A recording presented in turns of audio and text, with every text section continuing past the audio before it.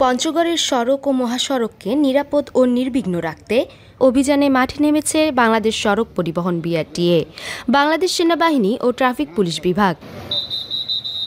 শনিবার সকাল 11টা থেকে দুপুর 12টা পর্যন্ত পঞ্চগড় শহরের মিলগেট এলাকায় বাস, ট্রাক, মাইক্রোবাস, প্রাইভেট কারে এ অভিযান পরিচালনা করা হয়। অভিযানে ট্রাক, বাস ও প্রাইভেট কার তল্লাশি চালানো হয়। ঈদের দিন থেকে গতকাল শুক্রবার পর্যন্ত এ অভিযানে ড্রাইভিং লাইসেন্স ও গাড়ির বৈধ কাগজপত্র না থাকায় প্রায় লক্ষাধিক টাকা জরিমানা আদায় করা হয় বলে বিআরটিএর পক্ষ থেকে জানানো হয়েছে।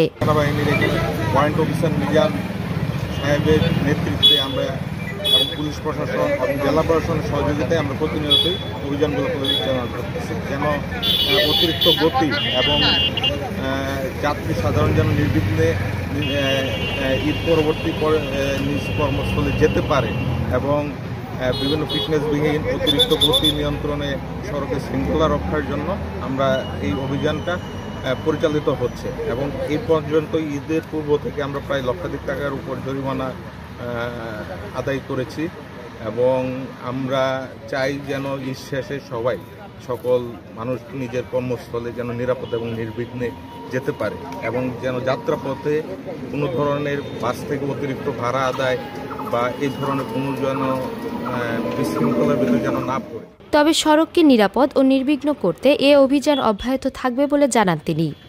পঞ্চগড় প্রতিনিধি আবু রায়হান আনসারীর পাঠানো তথ্য ও ভিডিও চিত্রে সাইমা শুভ্র, আপডেট টিভি।